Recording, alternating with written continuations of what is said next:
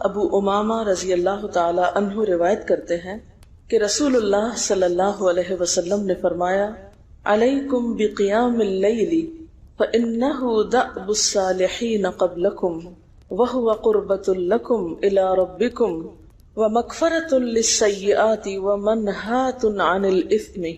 حضرت ابو امامہ رضی اللہ تعالی عنہ سے روایت ہے کہ رسول اللہ صلی اللہ علیہ وسلم نے فرمایا تہجد ضرور پڑھا کرو کیونکہ وہ تم سے پہلے صالحین کی روش ہے، یعنی یہ نماز صرف امت مسلمہ کے لیے نہیں بلکہ ہم سے پہلے دیگر امتوں کے جو نیک لوگ گزرے ہیں ان کی روش بھی یہی ہے، اور تمہارے لیے اپنے رب کے قرب کا وسیلہ ہے، یعنی تہجد وسیلہ ہے کس کا؟ اللہ کا قرب حاصل کرنے کا، اور گناہوں کے مٹنے کا ذریعہ ہے، اور مزید گناہوں سے بچنے کا سبب ہے، یعنی پچھلے گناہوں کے صاف ہونے کا ذریعہ۔ نمبر 3، مزید گناہوں سے بچنے کی طاقت انسان کو نصیب ہوتی ہے اس کے ذریعے، یعنی گناہوں سے روک بنتا ہے۔ یہ روایت جو ہے ابن خزیمہ کی ہے۔ حضرت ابو ہریرہ رضی اللہ تعالی عنہ روایت کرتے ہیں کہ رسول اللہ صلی اللہ علیہ وسلم نے فرمایا اس شخص پر اللہ کی رحمت ہو جو رات کو اٹھا، پھر نماز تہجد پڑھی، پھر اپنی بیوی کو جگایا، پھر اس نے نماز پڑھی، پھر اگر عورت غلبہ نیند کے باعث نہ جاگی تو اس کے منہ پہ پانی کے چھینٹے مارے، اور اس عورت پر بھی اللہ کی رحمت ہو جو رات کو اٹھی، نماز پڑھی، اپنے شوہر کو جگایا، پھر اس نے نماز پڑھی، پھر اگر شوہر نہ جاگا تو اس کے منہ پر پانی کے چھینٹے مارے۔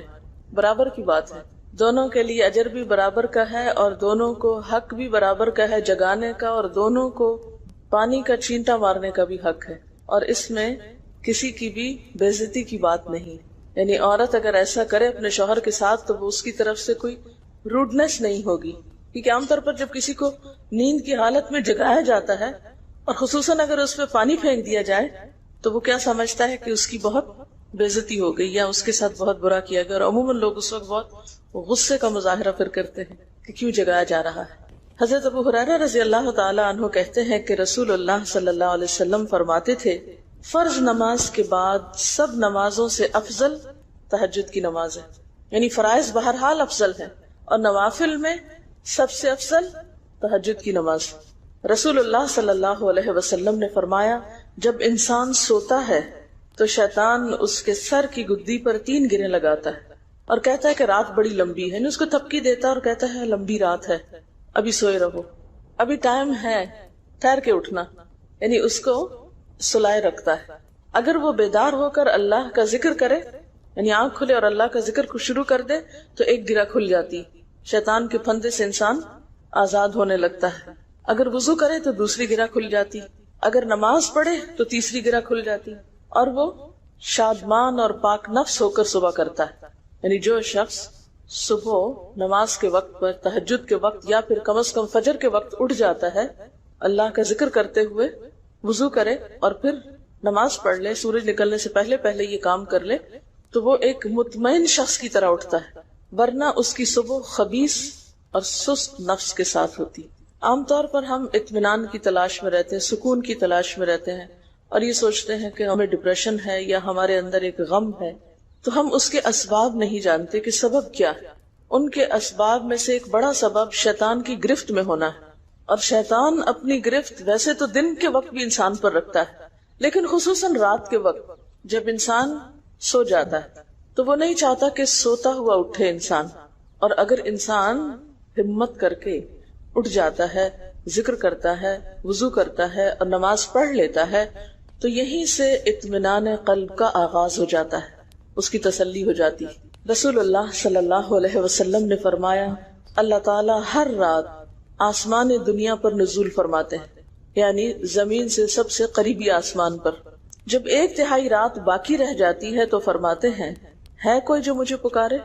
اس وقت اللہ تعالیٰ بندوں کو پکارتے ہیں، ہے کوئی جو مجھے پکارے میں اس کی دعا قبول کروں؟ ہے کوئی جو مجھ سے مانگے میں اس کو دوں؟ ہے کوئی جو مجھ سے بخشش طلب کرے تو میں اس کو بخش دوں؟ گویا یہ وقت دعا کی قبولیت کا وقت ہے، انسان جو مانگے اس کو ملتا ہے، اور خصوصی طور پر بخشش کے طلب کرنے کا وقت ہے، جیسے قرآن پاک میں آتا ہے وَبِالْأَسْحَارِ هم یستغفرون وبالاسحار هم یستغفرون، اور سحری کے وقت وہ استغفار کرتے ہیں۔ اب ہو سکتا ہے کہ آپ کہیں کہ نہیں، ہم نے تو زندگی میں کوئی خاص گناہ کیے ہی نہیں، اس لیے ہمیں تو بخشش کی ضرورت ہی نہیں، بخشش مانگے گناہگار لوگ، ہم تو نیک لوگ ہیں، نیک کام کرتے ہیں، دن رات قرآن پڑھتے پڑھاتے ہیں، اس لیے ہماری تو ضرورت نہیں۔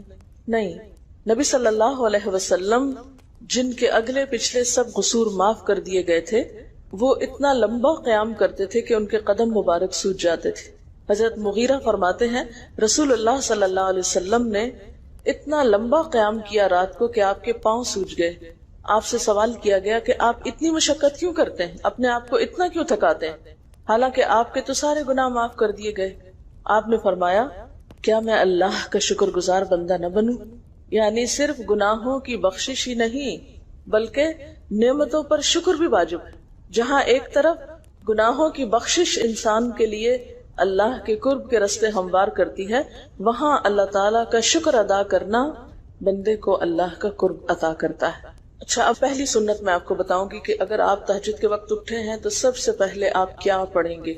حضرت عائشہ رضی اللہ تعالیٰ عنہا فرماتی ہیں کہ رسول اللہ صلی اللہ علیہ وسلم جب رات کو تہجد کے لیے اٹھتے تو یہ پڑھتے 10 بار اللہ اکبر، 10 بار الحمدللہ، 10 بار سبحان اللہ و بحمدہ، 10 بار سبحان الملک القدوس، 10 بار استغفر اللہ، 10 بار لا الہ الا اللہ، اور پھر 10 بار اللہم اعوذ بک من ضیق الدنیا و ضیق یوم القیامہ، میں تیری پناہ میں آتا ہوں دنیا کی تنگی سے اور قیامت کے دن کی تنگی سے۔ اللہم اعوذ بک من ضیق ضاد یہ قاف، من ضیق الدنیا و ضیق یوم القیامہ، یہ بھی 10 بار۔ اور پھر فرماتے اللہم اغفر لی واہدنی وارزقنی وعافنی، پھر وضو کرتے اور تہجد شروع کرتے، یعنی یہ بھی وضو سے پہلے آپ پڑھ لیتے تھے۔ تو آپ کیا کر سکتے ہیں، جیسے آنکھ کھلی ہے بستر پر لیٹے ہیں تو بعض اوقات ایسا ہوتا ہے نا کہ انسان سوچتا ہے اچھا ایک سائڈ پہ سو کے اتنے تھکے ہوئے ہوتے ہیں کہ آپ ایک دم نہیں اٹھ پاتے۔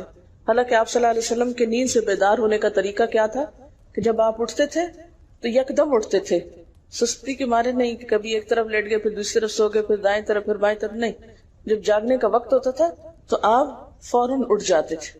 لیکن بسا اوقات ایسا ہوتا ہے کہ انسان تھکا ہوا ہوتا ہے، سائڈ بدل کے دوسری طرف کو ذرا لیٹتا ہے، تو یہ لیٹے لیٹے بھی آپ اذکار پڑھ سکتے ہیں، ٹھیک ہے؟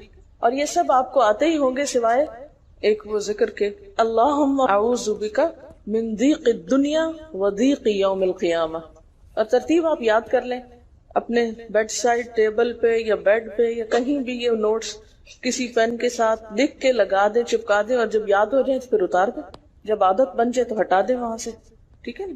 جتنے دن عادت نہیں بنتی اتنے دن اپنے یادداشت کے لیے رکھ لیں۔ اسی طرح نیند سے اٹھ کر لا الہ الا اللہ وحدہ لا شریک لہ لہ الملک ولہ الحمد وہو علی کل شیء قدیر الحمد للہ وسبحان اللہ واللہ اکبر ولا حول ولا قوۃ الا باللہ، یہ بھی پڑھ سکتے ہیں۔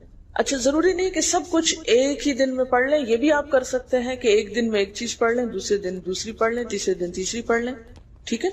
اور اگر ساری ایک دن بھی پڑھنا چاہیں، دیکھیں وقت کی بات ہے نا، ہو سکتا ہے اس وقت عمر کے اس حصے میں آپ پہ بہت ذمہ داریاں ہوں، آپ یہ سب کچھ نہ پڑھ سکتے ہوں، لیکن زندگی کا ایک ایسا وقت بھی آتا ہے جب انسان بوڑھا ہو جاتا ہے، جب اس کے اوپر باقی ذمہ داریاں کم ہو جاتی ہیں، پھر نیند بھی کم ہو جاتی ہے، پھر زیادہ عبادت کا موقع ملتا ہے۔ تو ایسے میں جب انسان کے پاس عبادت کے لیے وقت اور موقع زیادہ ہو تو پھر یہ ساری چیزیں بھی پڑھ لیں، ٹھیک ہے نا؟ پھر اسی طرح یعنی یہ جو روایت ہے کہ جس میں آپ صلی اللہ علیہ وسلم نے فرمایا جو شخص نیند سے جاگے، اور یہ تہجد کے وقت ہی نہیں، اگر فجر کے لیے بھی آپ اٹھ رہے ہیں تو یہ دعا پڑھ سکتے ہیں، لا الہ الا اللہ وحدہ لا شریک لہ، اور پھر الحمدللہ وسبحان اللہ واللہ اکبر ولا حول ولا قوۃ الا باللہ، پھر کہے اللہم اغفر لی، پھر کیا پڑھے اللہم اغفر لی، یا کوئی اور دعا کرے تو قبول ہوگی، اور اگر وضو کر کے نماز پڑھے تو وہ بھی قبول کی جائے گی۔ صبح اٹھتے ہی اللہ کی تعریف، اور آپ کو معلوم ہے کہ یہ جو چوتھا کلمہ ہے نا لا الہ الا اللہ وحدہ، اس کو دعا بھی کہا گیا، حالانکہ اس میں صرف اللہ تعالیٰ کی حمد و ثنا، اور یہ یوم عرفہ کی دعا ہے۔ حدیث میں آتا ہے کہ مجھے اور مجھ سے پہلے انبیاء کو اس دن کی جو بہترین دعا سکھائی گئی یعنی یوم عرفہ کی دعا لا الہ الا اللہ وحدہ لا شریک لہ، حالانکہ اس میں مانگنے کی تو کوئی چیز ہی نہیں، صرف اللہ کی حمد و ثنا ہے. جیسے حضرت ایوب علیہ السلام نے کہا تھا انی مسنی الضر وانت ارحم الراحمین، مانگا کچھ نہیں، انت ارحم الراحمین، انت ارحم الراحمین.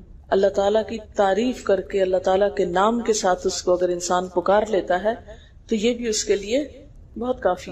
ایک اور روایت میں آتا ہے رسول اللہ صلی اللہ علیہ وسلم جب تہجد کے لیے اٹھتے، یعنی آپ ایک مرتبہ اٹھے، یعنی جو صحابی روایت کرتے ہیں، تو آپ نے بیٹھنے کے بعد آسمان کی طرف نظر کر کے سورۃ آل عمران کی آخری 11 آیات 190 سے لے کر 200 تک 11 آیتیں یہ پڑھی. ان فی خلق السماوات سے لے کر بالکل آخر تک. یعنی ضروری نہیں کہ کھڑے ہو کر آپ آسمان کی طرف دیکھیں، آپ اٹھے ہیں، چارپائی پہ بیٹھے ہوئے ہیں، ابھی وضو کے لیے نہیں گئے، بیٹھ کے آسمان کی طرف دیکھ کے پڑھ کے پھر اٹھ سکتے ہیں. اب اس میں آپ دیکھیں نا کہ انسانی نفس کی بھی ایک رعایت ہو جاتی ہے. لیٹے لیٹے آپ نے ایک ذکر پڑھ لیا، بیٹھ کے آپ نے دوسرا پڑھ لیا، پھر آپ وضو کو چلے گئے، تو اس میں وہ جو ایک طبیعت کی کسل مندی ہوتی ہے وہ بھی ساتھ ساتھ اللہ کے ذکر سے دور ہوتی جاتی ہے، اور ایک سٹیپ کے بعد دوسرا سٹیپ لینا بھی آسان ہو جاتا ہے. اچھا، اس میں آپ دیکھیں حکمت کیا ہے کہ آپ صلی اللہ علیہ وسلم نے کیا فرمایا کہ آسمان کی طرف دیکھ کے پڑھا جائے تاکہ اچھی طرح آنکھیں کھل جائیں. تو زبانی یاد کرنے کا مطلب یہ نہیں کہ آپ آنکھیں بند کر کے سوئے سوئے پڑھیں، کیونکہ بعض اوقات ایسا ہوتا ہے نا آنکھ کھلتی ہے ذکر شروع کرتے ہیں اور پھر پتہ ہی نہیں چلتا اور ذکر آدھے میں رہ جاتا ہے اور سو چکے ہوتے ہیں.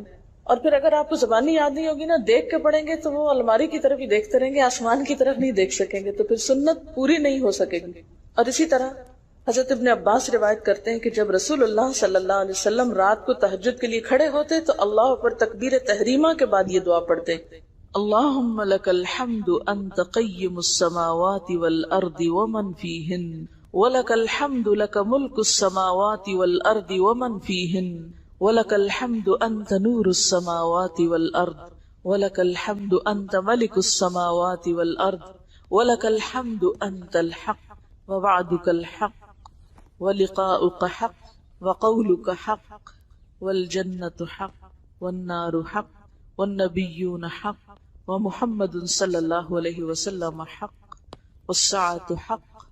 اللہم لک اسلمت وبک آمنت وعلیک توکلت والیک انبت وبک خاصمت والیک حاکمت فاغفر لی ما قدمت وما اخرت وما اسررت وما اعلنت انت المقدم وانت المؤخر لا الہ الا.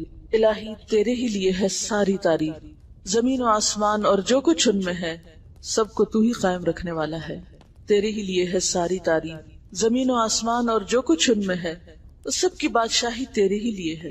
تیرے ہی لیے ہے ساری تعریف، تو ہی روشن کرنے والا ہے زمین و آسمان کو، تیرے ہی لیے ہے ساری تعریف.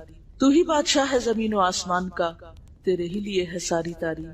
تو حق ہے، تیرا وعدہ حق ہے، تیری ملاقات حق ہے، تیرا کلام حق ہے، جنت حق ہے، جہنم حق ہے، تمام انبیاء حق ہیں اور محمد صلی اللہ علیہ وسلم حق، قیامت حق ہے. الہی میں تیرے سامنے جھک گیا، میں صرف تیرے ساتھ ایمان لایا، میں نے صرف تجھی پر بھروسہ کیا، میں نے صرف تیری طرف رجوع کیا، صرف تیری ہی مدد سے دشمنوں سے جھگڑتا ہوں، میں نے صرف تجھے ہی اپنا حاکم مانا. سو تو میرے اگلے پچھلے اور ظاہر و پوشیدہ اور جنہیں تو مجھ سے زیادہ جانتا ہے سارے کے سارے گناہ معاف کر دے. تو ہی آگے کرنے والا ہے، تو ہی پیچھے ڈالنے والا ہے، تیرے سوا کوئی سچا معبود نہیں. یہ جو دعا استفتاح ہے تہجد کے وقت کی، یہ باہر نہیں نماز کے اندر پڑھنے کی دعا ہے. ہم دعا مانگتے اللہم اجعلنی لک ذکارا لک شکرا. ان دعاؤں کے پڑھے بغیر ذکار کیسے بن سکتے ہیں؟ ذکار کا صیغہ تو فعال کے اوپر ہے نا، بہت زیادہ ذکر کرنے والا. والذاکرین اللہ کثیرا والذاکرات.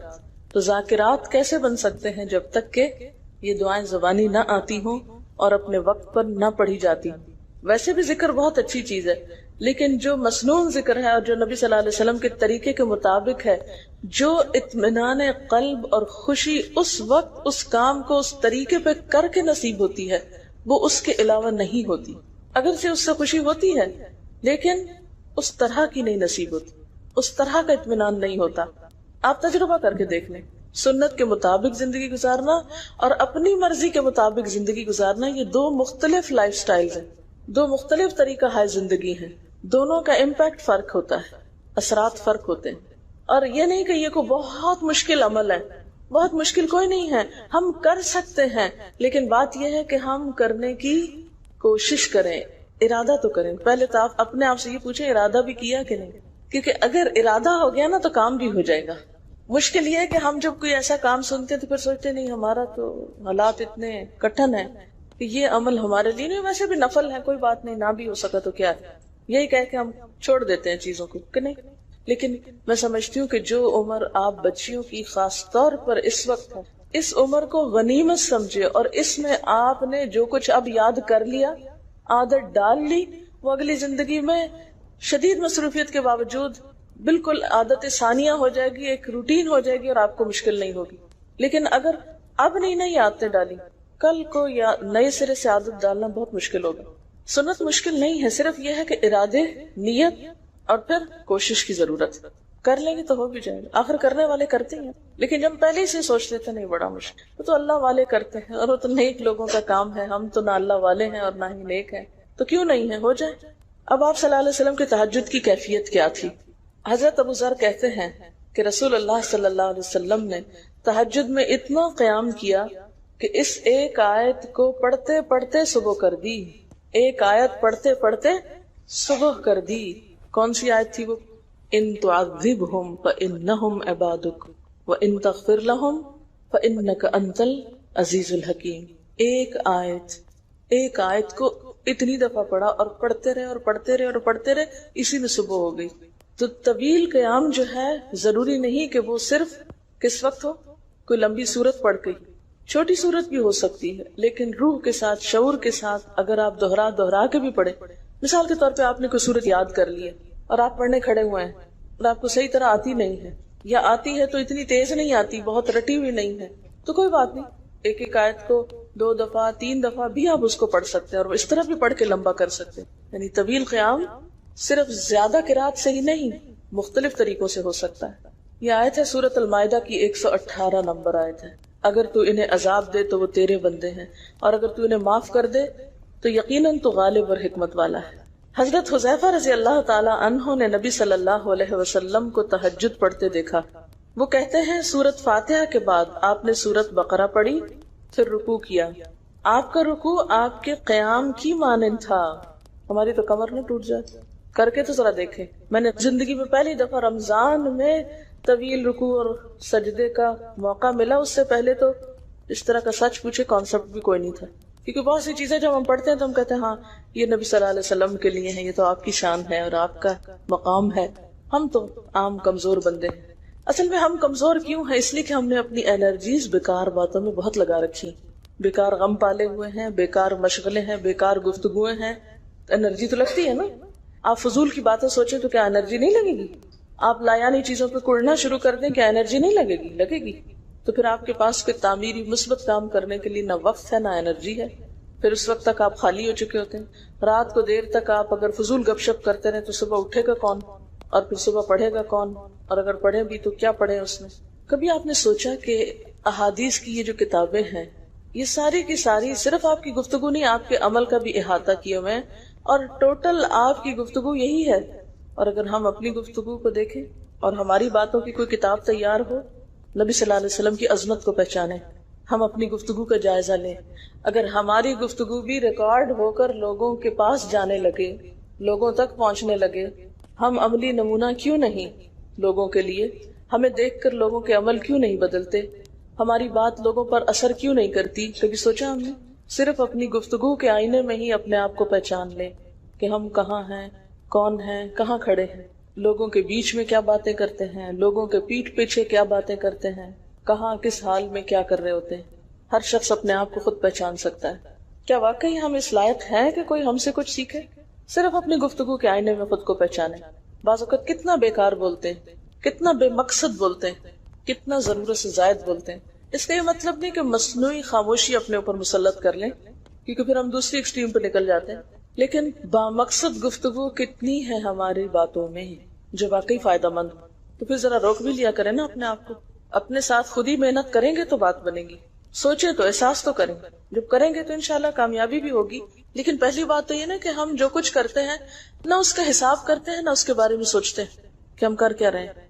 ہمیں نیکی نہ کرنے کا موقع یا ہمارے نیکی نہ کرنے کا ایک سبب اور ایک بڑی وجہ ہماری انرجیز کا بیکار چیزوں میں استعمال ہونا ہے، فضول کی سیاست میں ملوث ہونا ہے، اپنی ذمہ داریوں کا ہمیں ہوش نہیں ہوتا، دوسروں کے کاموں میں مداخلت خوب سوچتی، خود کیا کر رہے ہیں اس کا کچھ پتہ نہیں، دوسرے کیا کر رہے ہیں اس سے بہت دلچسپی، یا کیا نہیں کر رہے۔ بہت سے لوگ، بہت سی خواتین کمر درد کی شکایت کرتے ہیں، اور اس کی ایک بڑی وجہ نمبر 1 رکوع کا صحیح پوزیشن پہ نہ ہونا ہے، اور نمبر 2 اس پوزیشن پہ کوئی ایکسرسائز نہیں ہماری ہوتی۔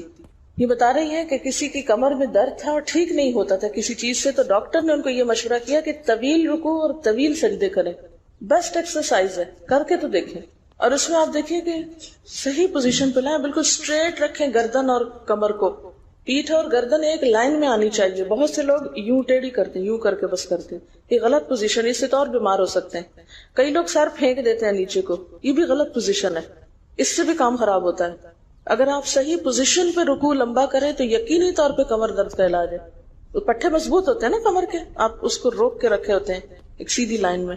2 فیٹ کے درمیان کا فاصلہ بھی بہت معتدل رکھے، نہ تو بہت قریب رکھے اور نہ بہت کھلا رکھے، بالکل معتدل، جس میں آپ آرام سے سکون سے کھڑے ہو سکیں اور آپ کا بیلنس قائم رہے۔ بیلنس کو قائم کرنا بے حد ضروری، ٹھیک ہے۔ حضرت حذیفہ نے نبی صلی اللہ علیہ وسلم کو تہجد پڑھتے دیکھا، وہ کہتے ہیں کہ سورۃ فاتحہ کے بعد آپ نے سورۃ بقرہ پڑھی، پھر رکوع کیا، آپ کا رکوع آپ کے قیام کی مانند تھا، یعنی جتنا لمبا قیام تھا اسی طرح رکوع تھا، پھر آپ نے رکوع سے سر اٹھایا اور کھڑے ہو گئے، اور آپ کا قوما یعنی رکوع کے بعد اٹھنے کا وقت بھی کافی طویل تھا۔ ہم تو بعض اوقات اٹھ کے کھڑے نہیں ہوتے کہ نیچے چلے جاتے ہیں، تو وہ بھی طویل تھا۔ صرف 2 رکعتیں بھی آپ ایسی پڑھ لیں نا کافی، اگر عام دنوں میں نہ پڑھی جائے تو ویکینڈ پہ پڑھ لیں۔ ہمارا تو ویکینڈ پہ لمبا سونے کا پروگرام ہوتا ہے نا، تو چلے دوبارہ سو جائیں، لیکن ہفتے میں 1 دفعہ کر لیں، اگر روز نہیں بھی کر سکتے 2 دفعہ کر لیں، ٹوائس اے ویک کر لیں۔ پھر آپ کا سجدہ آپ کے قومے کی مانند تھا، یعنی جتنا آپ کھڑے ہوئے تھے اتنا آپ پھر سجدہ کیا۔ آپ دونوں سجدوں کے درمیان اپنے سجدے کی مانند بیٹھے تھے، یعنی 2 سجدوں کے بیچ میں بھی آپ اتنی دیر بیٹھے جتنی دیر آپ نے سجدہ کیا تھا۔ بس آپ نے 4 رکعتوں میں سورۃ بقرہ، آل عمران، نساء اور المائدہ پڑھی۔ ہمیں اگر خود نہیں بھی آتی اور کوئی پڑھانے والا اتنی لمبی 1 دفعہ بھی تراویح کوئی پڑھا دے یا کوئی نفل پڑھا دے تو ہم دوسری دفعہ اس کے پاس نہ پڑھیں۔ تقریباً 7.25 پارے بنتے ہیں، جس کو 1 منزل کہا جاتا ہے۔ ایک دن کے تہجد میں آپ نے اتنا پڑھا، اور یہ تو قرآن کی قرات تھی، لیکن بیچ کے وقفوں میں تسبیحات اور اللہ کی تعریف اور حمد و ثنا اور ذکر، یہ آپ پر بس تھا۔ یہ وہی کر سکتا ہے جس کو واقعی اللہ سے حقیقی محبت ہو، صرف دعوے کی حد تک نہیں۔ میں کہتی ہوں چلے روزانہ نہ صحیح، ہفتے میں 1 بار، ہفتے میں نہیں، مہینے میں 1 بار، مہینے میں نہیں تو سال میں، رمضان میں، کسی موقع پر کچھ تو اللہ سے تعلق آئے، کچھ تو قرب پائیں۔ ہر شخص کے بس میں نہیں کہ ہر روز ایسی عبادت کرے، کیونکہ اللہ کے رسول صلی اللہ علیہ وسلم کا بہرحال مقام کچھ اور تھا، لیکن کچھ شوق، کچھ حسرت، کچھ تو دل میں ہونا ہی چاہیے، کوئی نیت، کوئی ارادہ، کوئی عزم، اور پھر اس کے لیے کوشش۔ تو وقت بچے گا کچھ آپ کے پاس فالتو باتوں کے لیے، فضول چیزوں کے لیے، کچھ سوچنے کے لیے، ٹینشن کے لیے بچے گا کچھ؟ سب کچھ بھاگ جائے گا، کچھ بھی نہیں بچے گا، کیونکہ ان عبادی لیس لک علیہم سلطان، میرے بندے ان پہ اے شیطان تیرا کوئی زور نہیں چلتا، بس چلتا ہی نہیں ان پہ تیرا، سارا زور ہی ان پہ چلتا ہے جو فالتو ہوتے ہیں۔ فالتو ذہن جو ہوتا ہے وہ شیطان کا گھر ہوتا ہے۔ حضرت حذیفہ بیان کرتے ہیں کہ میں ایک رات آپ صلی اللہ علیہ وسلم کے ساتھ نفلی نماز میں شریک ہو گیا، آپ نے سورۃ بقرہ شروع کر دی، میں نے سوچا کہ آپ 100 آیات پڑھ کر رکوع میں چلے جائیں گے، مگر آپ پڑھتے گئے۔ میں نے خیال کیا کہ سورۃ بقرہ کو 2 رکعتوں میں پڑھیں گے، لیکن آپ پڑھتے رہے۔ آپ نے سورۃ بقرہ ختم کر کے سورۃ نساء شروع کر دی، پھر ختم کر کے آل عمران پڑھنی شروع کر دی، اس کو بھی ختم کر دیا۔ آپ نہایت آشفگی سے پڑھتے جاتے تھے۔ جب ایسی آیت تلاوت کرتے جس میں سبحان اللہ کہنے کا حکم ہوتا ہے، جیسے سبح بحمد رب جیسے مثال کے طور پر، تو سبحان اللہ کہتے۔ اگر کچھ مانگنے کا ذکر ہوتا تو سوال کرتے، اگر پناہ مانگنے کا ذکر ہوتا تو اعوذ باللہ پڑھتے۔ اس حدیث سے یہ بھی پتہ چلتا ہے کہ سورتوں کی ترتیب ضروری نہیں، کیونکہ آپ نے پہلے النساء پڑھی پھر آل عمران پڑھی۔ یہ جو ہر وقت لوگ پیچھا کیے رکھتے ہیں نا، بعض کا تو بہت ضد کرتے ہیں کہ آپ نے پہلی رکعت میں یہ پڑھائی تھی تو دوسری میں یہ کیوں پڑھا دی. یہ تو سنت میں ملتا ہے کہ پہلی رکعت طویل ہے دوسری کے مقابلے میں، لیکن یہ لازم نہیں کہ جو پہلی میں پڑھے اس کے بعد آگے والی صورتوں میں سے پڑھے، پیچھے والی میں سے نہیں پڑھ سکتے. رسول اللہ صلی اللہ علیہ وسلم نے عبداللہ بن عمرو سے کہا، مجھے بتلایا گیا ہے کہ تم ساری رات نفل پڑھتے اور دن کو روزہ رکھتے ہو. اگر تم ایسا کرو گے تو تمہاری آنکھ کمزور اور طبیعت سست ہو جائے گی. یعنی ہر روز روزہ اور ہر رات جگراتا تمہاری جان اور تمہارے بال بچوں کا بھی تم پر حق ہے، اس لیے روزہ رکھو اور افطار بھی کرو اور رات کو قیام کرو اور سو بھی. یعنی ساری رات تہجد پڑھنا یا نفل پڑھنا پسندیدہ نہیں ہے، رات کو سونا بھی پسندیدہ ہے. ہمارے ہاں 27ویں رات کو پوری رات جاگنا لازم سمجھا جاتا ہے، تو نبی صلی اللہ علیہ وسلم سے کوئی رات بھی پوری کی پوری جاگنا ثابت نہیں. کیونکہ اگر انسان صرف جاگتا ہی جاگتا چلا جائے تو وہ آسان ہوتا ہے، ایک دفعہ سو کے پھر اٹھنا جو ہے نا وہ اصل میں نفس کا امتحان ہوتا ہے، وہ مشکل ہوتا ہے. اسی طرح نبی صلی اللہ علیہ وسلم 3 دن سے کم میں قرآن مجید ختم کرنا پسند نہیں فرماتے تھے. آپ نے حضرت عبداللہ بن عمرو سے فرمایا کہ 1 ماہ میں پورا کر لو. انہوں نے عرض کی میں اس سے زیادہ تلاوت کی طاقت رکھتا ہوں، تو فرمایا 20 دن میں کر لو. ان کا میں اس سے زیادہ کی طاقت رکھتا ہوں، فرمایا 7 دن میں ختم کر لیا کرو، اس سے زیادہ کی اجازت نہیں. یعنی وہ ایک منزل کر کے. صحابہ کرام چونکہ اس زمانے میں مصحف اس طرح تھوڑی چھپے ہوئے تھے کہ کتابوں کی شکل میں ہوں، جو قرآن تھا لوگوں کے سینوں میں تھا، یاد کیے ہوئے تھے، اور وہ یاد کیا ہوا کہیں صبح کے وقت الگ بیٹھ کے نہیں پڑھا کرتے تھے. وہ کہاں پڑھتے تھے؟ تہجد میں نماز کے اندر پڑھا کرتے تھے. اب یہ تو ہم لوگوں کی مشکل ہوگی نا کہ ہمیں آتا کچھ نہیں زبانی، تو پھر ہم دیکھ کے پڑھتے ہیں تو نماز میں پھر وہ مشکل ہوتا ہے تو الگ رکھ کے پھر اس کو پڑھ رہے ہوتے ہیں. ٹھیک ہے، لیکن زیادہ بہترین پڑھنا نماز کے اندر کا پڑھنا ہے، اگرچہ دیکھ کے پڑھنے کی اس میں بھی اجازت ہے. لیکن ان کی چونکہ شدید حرص تھی حضرت عبداللہ بن عمرو کی، تو آپ نے ان کو 3 دن کی پھر اجازت دے دی تھی، اور آپ نے فرمایا کہ اس شخص کو قرآن کی کچھ سمجھ نہیں ہو سکتی جو 3 سے بھی کم دن میں قرآن پڑھے. نبی صلی اللہ علیہ وسلم نے فرمایا جو شخص رات کے نوافل میں 200 آیات تلاوت کرتا ہے وہ اطاعت گزار مخلص لوگوں میں شمار ہوتا ہے. انہ من عبادنا المخلصین، وہ آتا ہے نا قرآن پاک میں انبیاء کی صفت میں سے. تو جو شخص رات کو نماز میں یعنی نفل میں 200 آیات تک تلاوت کرتا ہے وہ اطاعت گزار مخلص بندوں میں شمار ہوتا ہے. اور سنن دارمی میں واضح طور پر آتا ہے کہ نبی صلی اللہ علیہ وسلم ساری رات نوافل نہیں پڑھا کرتے تھے.